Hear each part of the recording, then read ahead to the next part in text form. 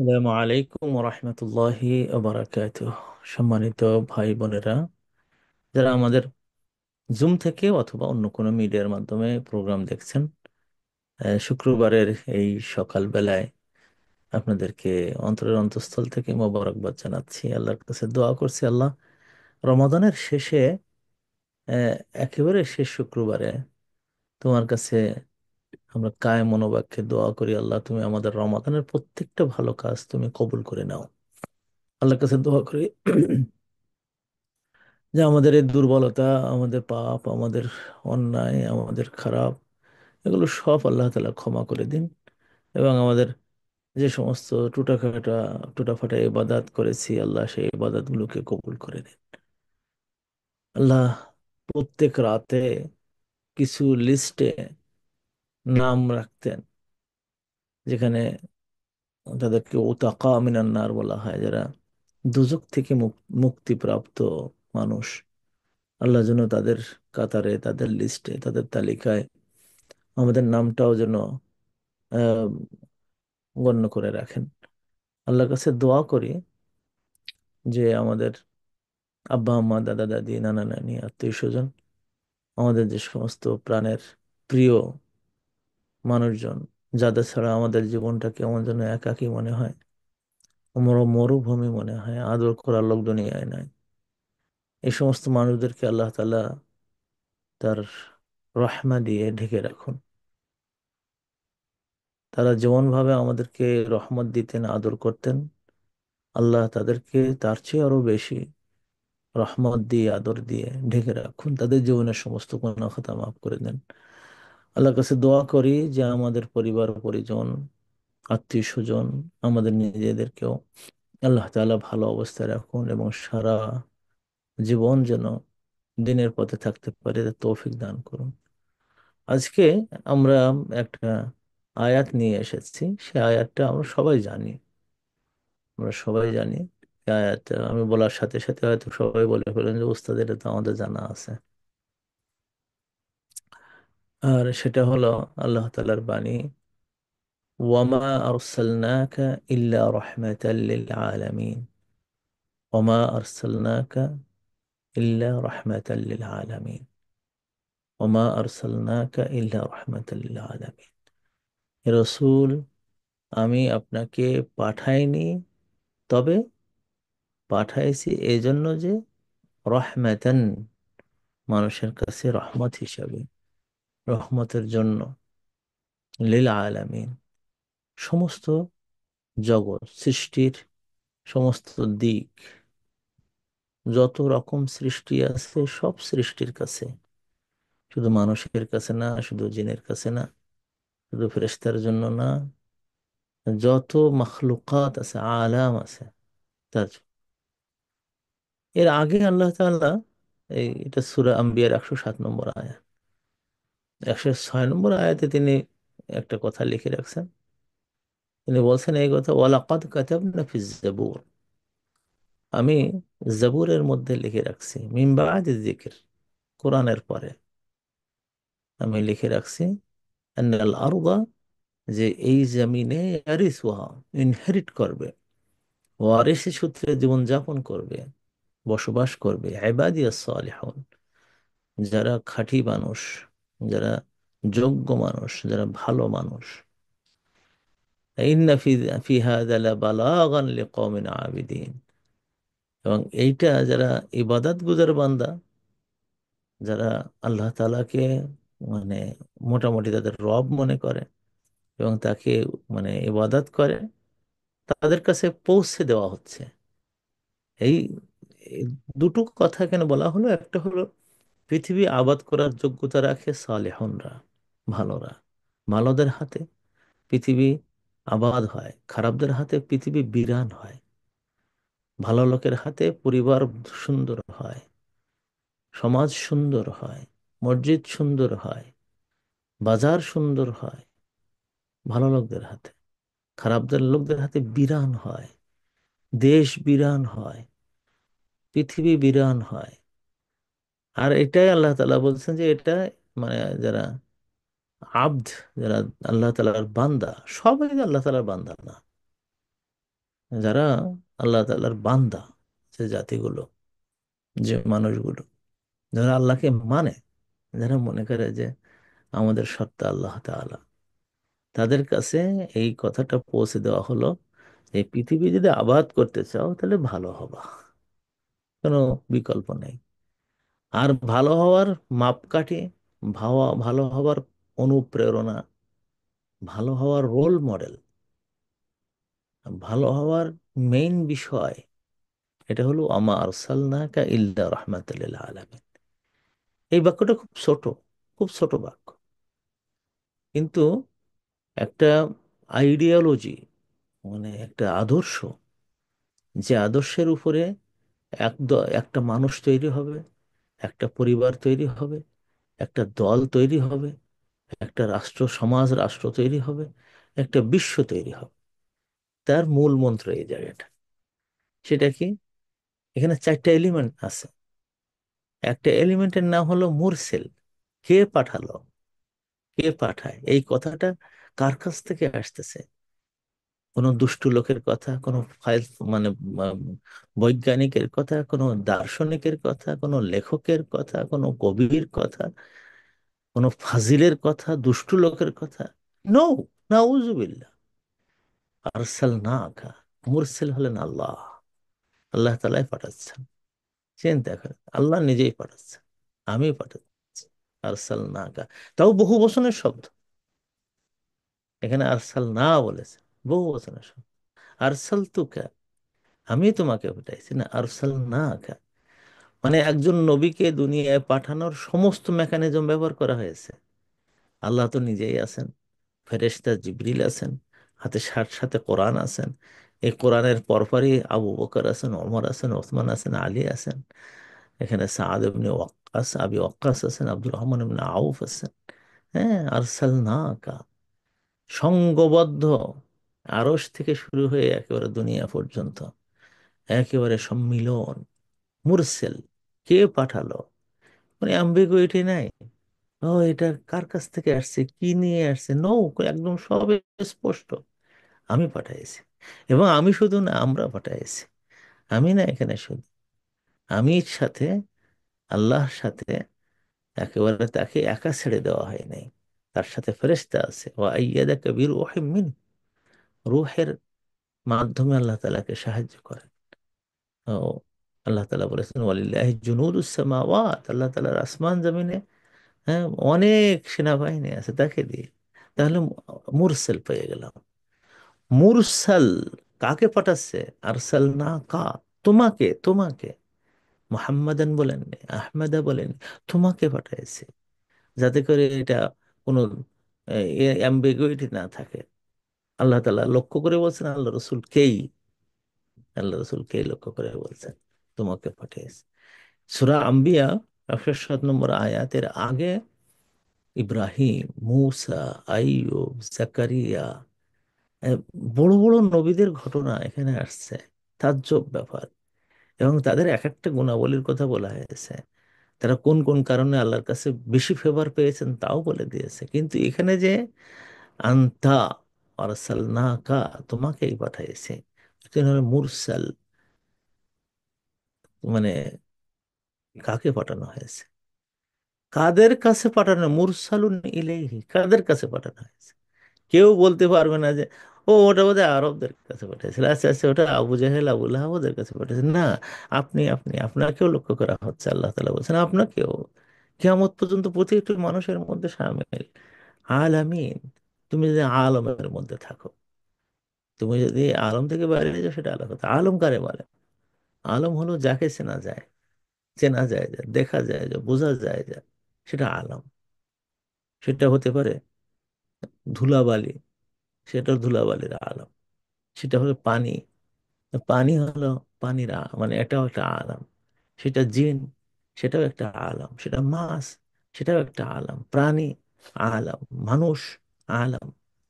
যা কিছুই রিকগনাইজ করা যায়, রিকগনাইজেবল, এলম করা যায়, আলাম দেওয়া যায়, আলাম দেওয়া যায়, চিহ্ন করা যায়, শর্ট করা যায়, বোঝা যায়, সেটা আলাম। এমনকি বাতাস আলাম।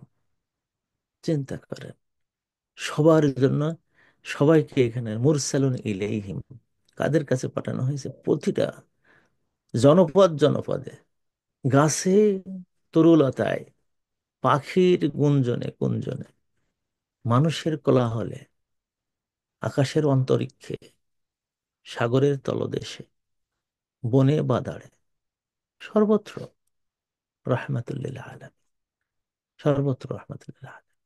মুরসাল ইলাইহি, রিসালাটা কি? রহমা। রিসালা কি? মেসেজ কি? আইডিওলজি কি? রহমা। আদর নিয়ে, কদর নিয়ে, ভালোবাসা নিয়ে, নরমিয়ত, কমনীয়তা, বিনয়, এক বুক ভালোবাসা নিয়ে পৃথিবী ছড়িয়ে পড়ো। এক বুক ভালোবাসা নিয়ে পৃথিবী ছড়িয়ে পড়ো।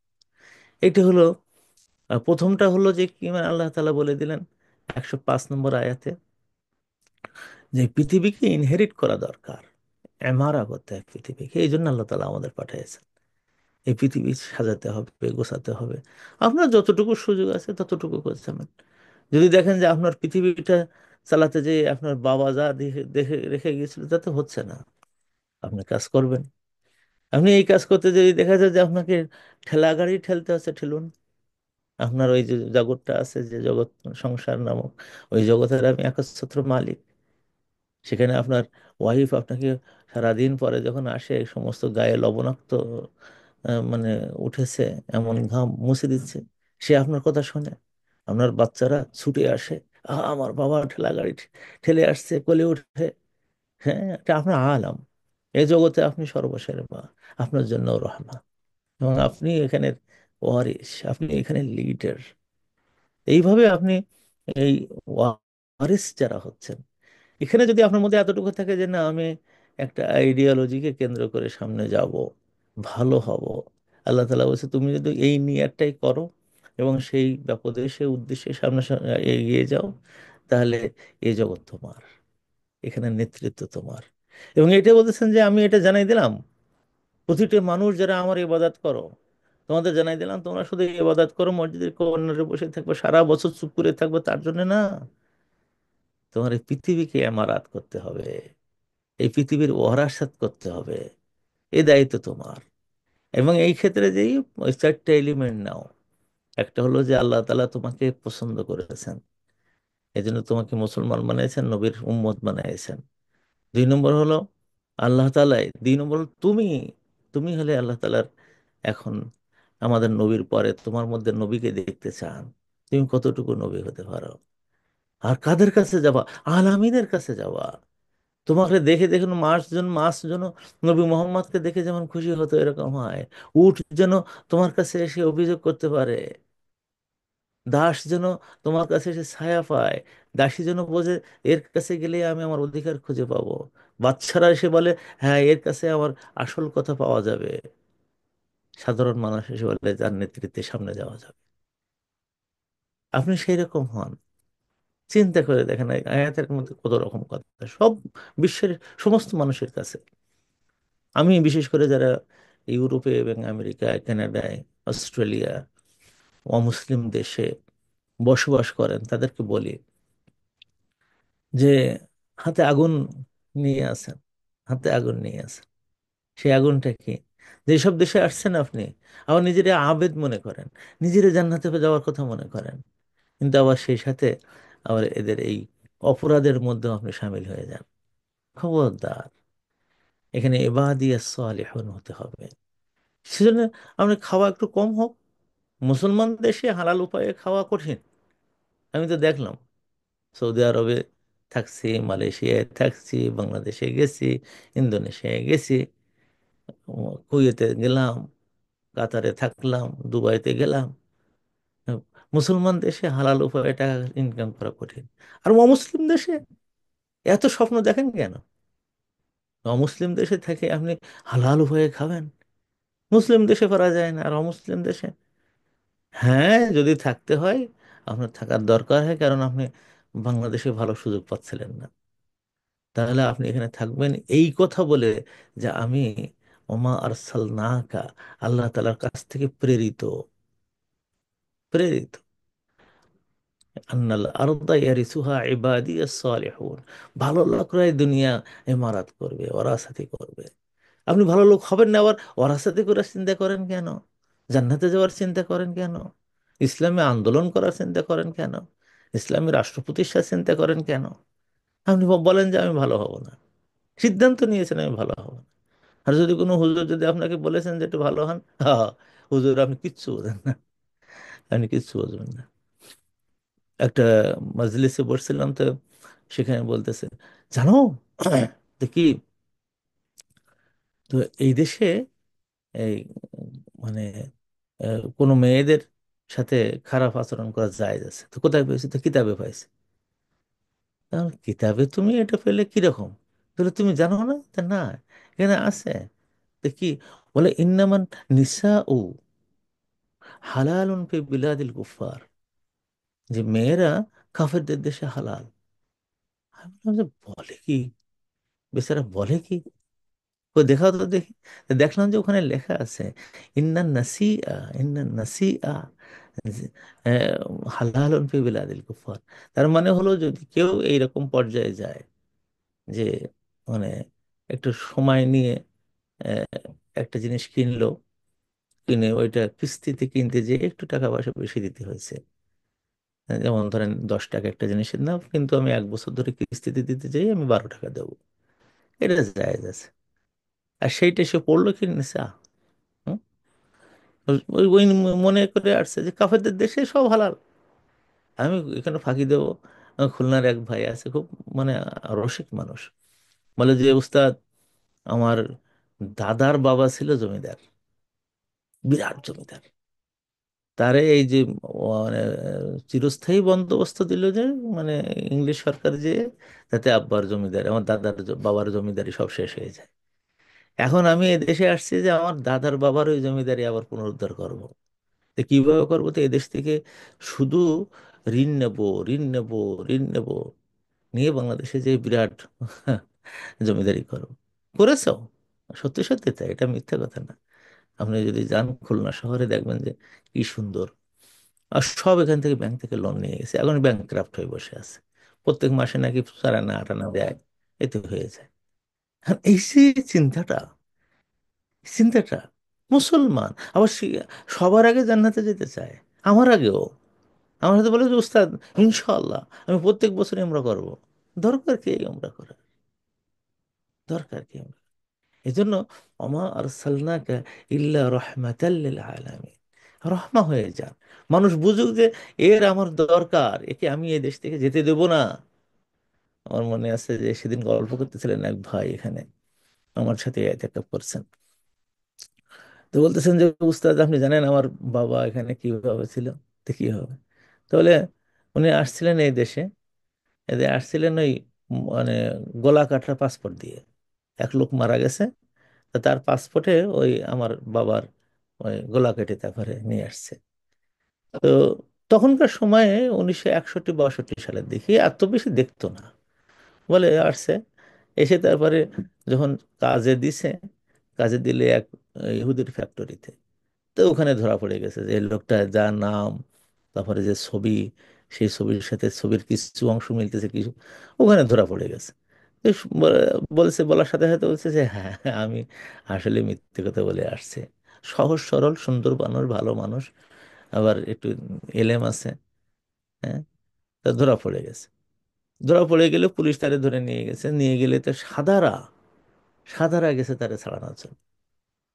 কয়েকজন সাদা তার কলিগ ছিল, তার মধ্যে একজন ইহুদিও আছে। সে যে বলতেছে, দেখো এই দেশে তো কত লোক আসছে তোমাদের দেশে, ভালো লোক মন্দ লোক বিভিন্ন, এই লোকটা এসে আজ পর্যন্ত তোমাদের কোনো ক্ষতি করেনি, এবং আমাদের ফ্যাক্টরির সবচেয়ে ভালো লোকটা হলে এই। তোমরা একে কোনো রকমে দেখো রাখা যায় কিনা। পুলিশ বলছে তোমাদের সুপারিশে রেখে দিলাম। এই যে জায়গাটা যাওয়া দরকার, রহমতাল্লিল আলামিন। আল্লাহ রসুল সাল্লাহ আলাইসাল্লাম এমন হয়েছিলেন যে তিনি মদিনাবাসীর জন্য, মদিনাবাসী পাওয়ার জন্য যখন কথাবার্তা ফাইনাল হচ্ছে যে তিনি মদিনায় আসবেন, হযরত আব্বাস উঠে দাঁড়াইছেন। এটা বলছে, মদিনাবাসী দেখি, তোমরা আসলে বুঝতে পারছো তো কি বল, কি কন্ট্রাক্ট করে ফেললে? যে কি? কিন্তু তোমরা কিন্তু বলে ফেলেছো যে তোমাদের সন্তানদের, তোমাদের স্ত্রীদেরকে যেভাবে প্রোটেক্ট করবা, আমার ভাতিজা মোহাম্মদ সাল্লাহ সাল্লামকে ঠিক ওইভাবে প্রোটেক্ট করবা। এটা মেনে নিছে তো? বুঝে নিছে তো ঠিক মতো? তোরা বলছে, হ্যাঁ বুঝে নিছি। আমরা বুঝে নিয়েছি, এর কারণে যদি আমাদের স্ত্রী হারাতে হয়, আমাদের সন্তান হারাতে হয়, আমাদের সম্পদ হারাতে হয়, সব হারাবো, তো আমাদের নবীকে আমাদের কাছ থেকে যেতে দেবো না। বুঝে ফেলেছি, কেন তিনি রহমত হিসেবে যাচ্ছেন। হুনাইন যুদ্ধে আল্লাহ রসুল, ওইটাই ওই আল্লাহ রসুলের জীবনের সবচেয়ে সম্পদের দিক দিয়ে পাওয়া বড় যুদ্ধ। সম্পদ এত পেয়েছিলেন যে তিনি আর কোনো যুদ্ধে অত সম্পদ পাননি। তো উনি এই সম্পদ পাওয়ার পরে দিচ্ছেন তো দিচ্ছেন। সুহাইল ইবনে আমরকে দিয়েছেন 100 উট, আবার চাইছেন আর 100 উট, আবার চাইছেন আর 100 উট। হযরত মুয়াবিয়া, হযরত আবু সুফিয়ান, যে যা চেয়েছে, নাও নাও নাও নাও। সবাই দেওয়ার পরে একদল লোক বসে থাকলো, তাদেরকে আনসার বলা হতো মদিনার। একটা বিন্দু সুতোর খেও পর্যন্ত তারা পায়নি, কিচ্ছু পায়নি। ওরা সব মন খারাপ করে বসেছেন যে আল্লাহ রসুল এত সম্পদ যুদ্ধে পেয়েছেন, গনিমত পেয়েছেন, যেটা আর কোনো জায়গায় পাননি, আর সবটাই দিয়ে দিলেন মুহাজির এবং নতুন ইসলাম গ্রহণ করছে মক্কার লোক, কাফের এতদিন পর্যন্ত মারধর করেছে, তাদেরকে দিয়ে দিলেন। ওরা মন খারাপ করেছেন। আল্লাহ রসুল ওখানে এসে, তোমাদের কি মালি আর কি মাহজুনিন, তোমাদেরকে খুব দুঃখিত এবং চিন্তিত দেখছি, ব্যাপারটা কি? তোরা বললেন যে ইয়া রাসূলুল্লাহ, আপনি এই জীবনে প্রথম সম্পদ পেলেন, আর আমাদের তো সব কিছু উজাড় করে দিছে আপনার জন্য, গরিব হয়ে গেছে, আমাদের কিছু দিলেন না। তখন কেন দিলাম না? ওরা সব সম্পদ নিয়ে বাড়িতে যাচ্ছে, উট নিয়ে যাচ্ছে, গরু নিয়ে যাচ্ছে, ভেড়া নিয়ে যাচ্ছে, আর তোমরা মোহাম্মদকে নিয়ে যাচ্ছ, মোহাম্মদকে নিয়ে যাচ্ছ। এই মোহাম্মদ আর কখনো মক্কায় ফিরে আসবে না। ওরা খুশি হয়ে গেল, সব হেসে উঠলো, আলহামদুলিল্লাহ, এটাই আমাদের জন্য যথেষ্ট। সাল্লাল্লাহু আলাইহি ওয়াসাল্লাম।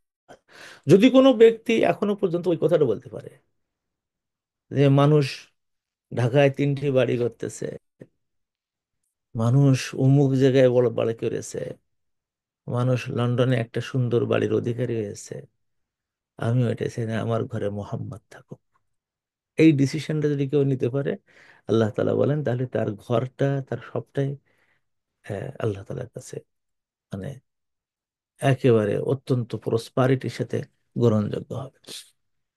এখন রহমাতাল্লিল আলামিন বলার আরেকটা প্রণোদনা আছে। এখানে 4টা মৌলিক জিনিস পাওয়া যায়: কে পাঠাচ্ছেন, কাকে পাঠাচ্ছেন, মানে কাদের কাছে পাঠাচ্ছেন, এবং কি জিনিস নিয়ে পাঠাচ্ছেন। এইটা হলো একটা আইডিওলজিক ফ্রেমওয়ার্ক বলে এটাকে। কিসের ভিত্তিতে মানুষকে ডাকবেন, এই একটার উপরে মানুষকে ডাকবেন। এখানে আরেকটা বিষয় আছে, সেটা হলো যেহেতু আল্লাহ তাআলা আলামিন বলেছেন, আমাদের নবী সব মানুষের, সব সৃষ্টির জন্য কি তিনি রহমত ছিলেন? আপনি তার জীবনে দেখেন, কোরআন শরীফ দেখেন, হাদিসগুলো দেখেন। উট এসে, আল্লাহ রসুল একদিন উটের পায়ে দিয়ে যাচ্ছে, তো দেখা যাচ্ছে চোখ দিয়ে সমান পানি ঝরতেছে, আর মুখটা এরকম কাঁপতেছে। আল্লাহ রসুল সাল্লাল্লাহু আলাইহি সাল্লাম বলেন, এই উটের মালিককে? এক সাহাবী ছুটে আসছেন, ইয়া রাসূলুল্লাহ, আমি। কি রে? তোমার বিরুদ্ধে অভিযোগ করতেছে, খাবার দাও না। তাহলে আসলে খাবার দেওয়া একটু কম হয় কেন? খাবার দেওয়া, কষ্ট কম দেওয়া। চিন্তা করেন, এক পাখি দেখতেছে যে আমার বাচ্চা তো চুরি হয়ে গেছে গেছে, কি করা যায়?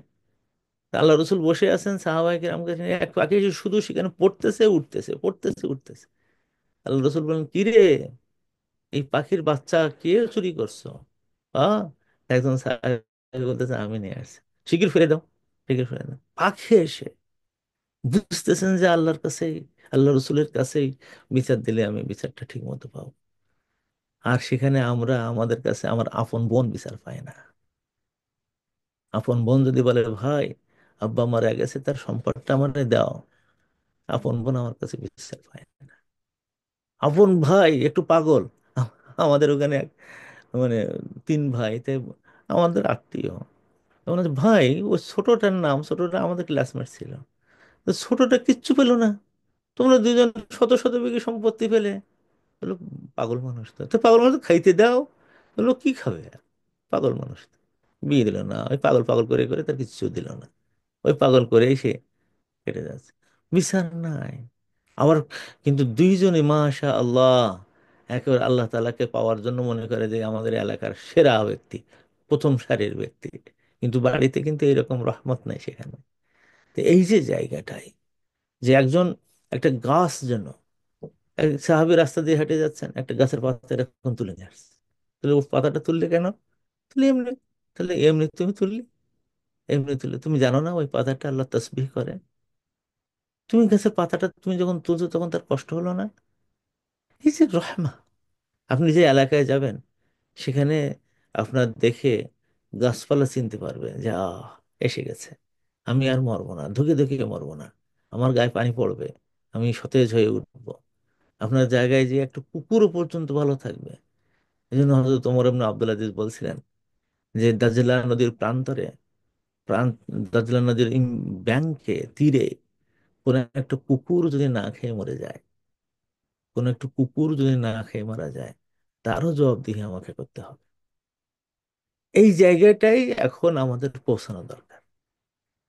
ওমা আরসালনাকা ইল্লা রাহমাতাল লিল আলামিন, তোমাকে পাঠিয়েছে সারা আলম সমূহের রহমত করে, সারা আলম সমূহের রহমত। সেদিন একদিন যাচ্ছে, রাস্তা দিয়ে এক বেচারা সিগারেট খেয়ে করে দিল, সাদা এক পুরুষ মানুষ, এরকম করতে করতে, ডিসগাস্টিং। তাই আমি দৌড়ে যে ভাইটারে জিজ্ঞেস, আমার তো বাংলাদেশি ভাই, ভাই এরকম করে পাবলিক ফেলেছে, এটা দেওয়া ঠিক হয়নি। আরে হুজুর আপনি চলে যান, তা আপনার মুখে দিছে নাকি? তাহলে সাদা লোকেরটা মুখে দিলেন। ও একদিন সুযোগ পেলে ও যদি সিগারেট খায়, তো এরকম বাঙালিদের দেখলে একদিন দিয়ে দেবে। আমাদের এটা দেওয়া ঠিক হয়নি, না ওটা দিতে হবে। মানে এদের দেশে থাকি, এদের বেনিফিট খাই, এদের মাথার উপর দিয়ে চলি, আর আমাদের চলন বলনটা এমন যে এরা দেখে তাজ্জব হয়ে যায়, ওরে আল্লাহ, এখানে দেশ মূল নাগরিক কারা, এরা না আমরা, এরা না আমরা। এটা হলো বড় ধরনের ক্ষতিকর। হজরত মুসা আলাহিসাল্লামকে যখন মোটামুটি ভাবে একটু পুনর্বাসন করতেছিলেন, 40 বছর তো তাদেরকে বলা হলো তোমরা এতি হুনাফিল আরদ, পৃথিবীতে ঘুরে বেড়াবো, কোনো জায়গা থাকবে না। তো ওদের একটু খাবার টাবার দরকার হলো, তো বললো যে ঠিক আছে, উদখুলু মিসরান, এই পাশে যে দেশটা আছে জর্ডান, এর মধ্যে ঢুকবো। ঢুকতে হলে এত 6,50,000 লোক তো, এক দুইজন না তো। এত লোক যখন ঢুকবা তখন মাথাটা নিচু করে দিয়ে হেত্তাতুন হেত্তাতুন করতে করতে ঢুকবা, ক্ষমা করুন ক্ষমা করুন, এই কথা বলতে বলতে ঢুকবো। তাহলে লোকজন বুঝবে না এরকম বিনয়ী মানুষ, বিনয়ী মানুষ আসছে। চিন্তা করেন, কোনো একটা দেশে যেতে গেলে বিনয় নিয়ে যেতে হয়। ওই দেশের না নিয়ম কানুন মেনে চলে তাদের উপকার করার জন্য আপনি যাবেন, তাদের ক্ষতি করার জন্য না। তাদের খেয়ে শেষ করুন আর তাদের বিরুদ্ধে জয়গান গেয়ে যাবেন সারা জীবন, এই জন্য না। জর্ডান তখন তার মুসলমানদের দেশ দেশ না, এখন তো মুসলমানদের দেশ, তখন তার কুফরির দেশ ছিল। সেখানে এই মুসা আলাহিসাল্লাম কওমকে যে অনুমতি দিয়েছেন, কিন্তু যেতে গেলে তোমরা এই কথা বলে যাবা, কারণ জর্ডানে যখন এত লোক তোমরা পাওয়া যাবে, তখন খুব সমস্যা হয়ে যাবে। ওই সময় জর্ডান ছিল আসহাবুল আইকা বলা হতো, খুব মানে, মানে ঘন শ্যামল জমি, একেবারে বাগানে বাগানে ভর্তি, প্রত্যেক বাড়ির সাথে বাগান, সুন্দর করে সাজানো। এখানে এই লোকগুলো যাচ্ছে, বলে দেওয়া হলো তোমরা হেত্তাতুন বলে মাথা নিচু করে যাবে, আর মাথা উঁচু করে নিয়ে বলতেছে হেনতাতুন হেনতাতুন, আল্লাহর দেওয়া শিক্ষাটা বাদ বাদ দিয়ে গম গম করতে করতে যাচ্ছে।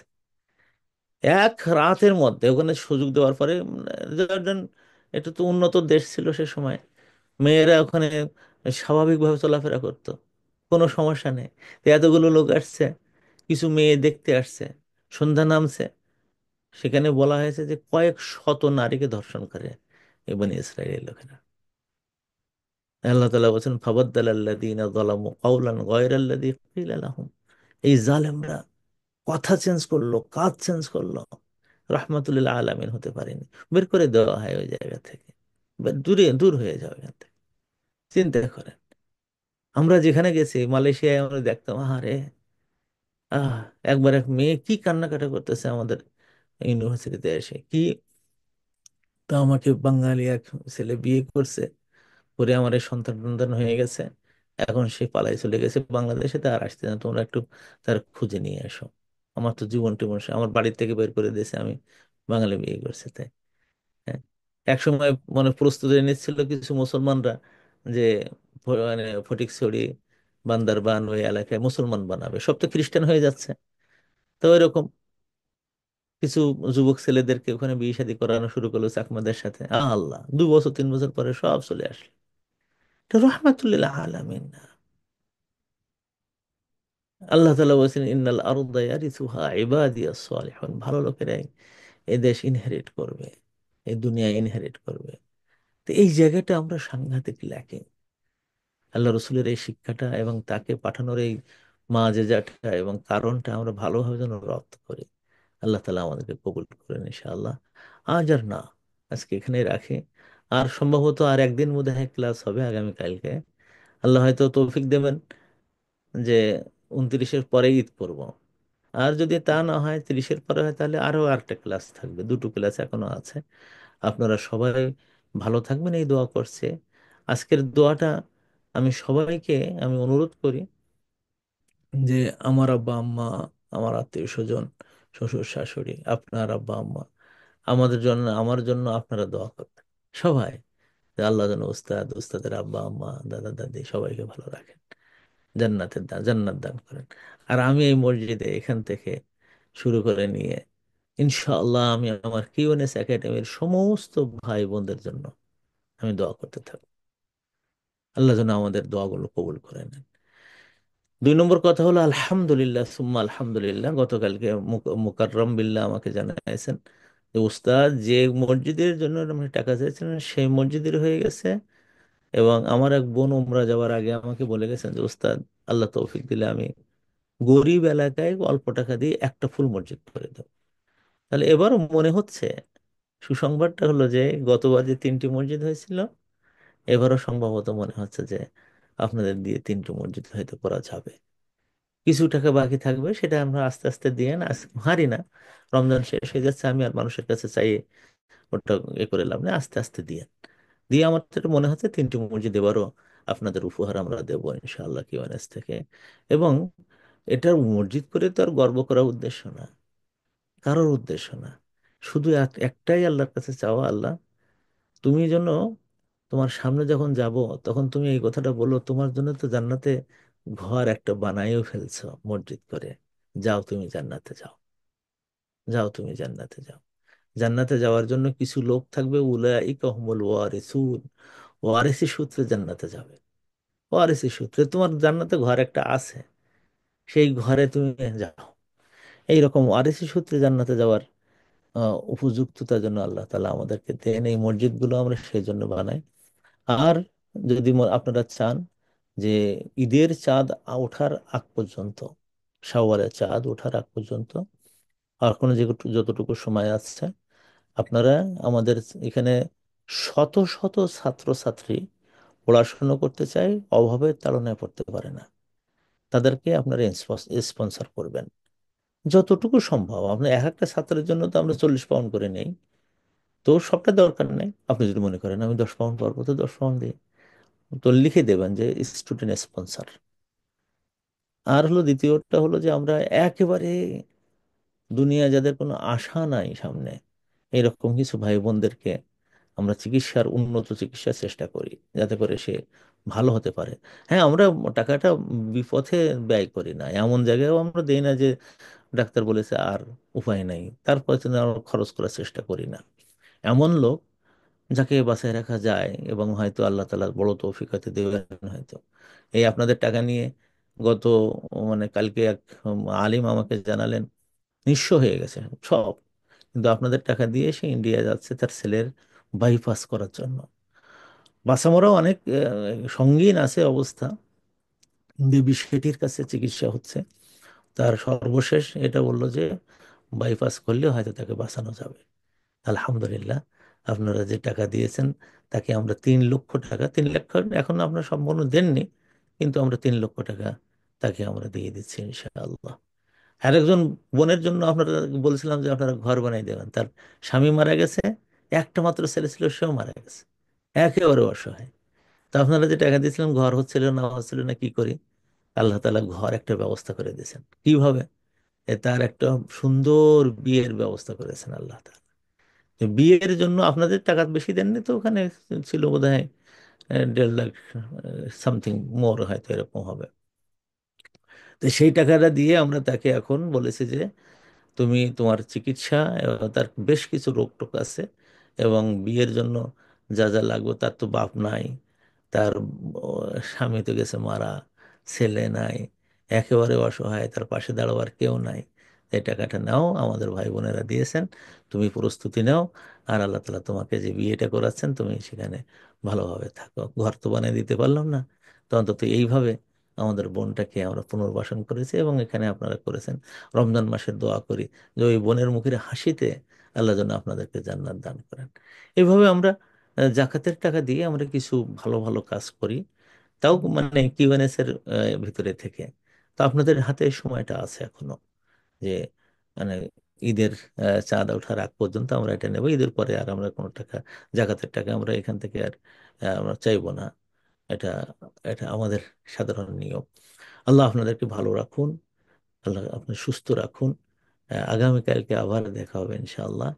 আসসালামু আলাইকুম রহমতুল্লাহ, সুবহানাকাল্লাহুম্মা বিহামদিক, আশহাদু আল্লা ইলাহা ইল্লা আনতা, আস্তাগফিরুকা ওয়া আতুবু ইলাইক। আসসালামু আলাইকুম রহমতুল্লাহ ওয়া বারাকাতুহু।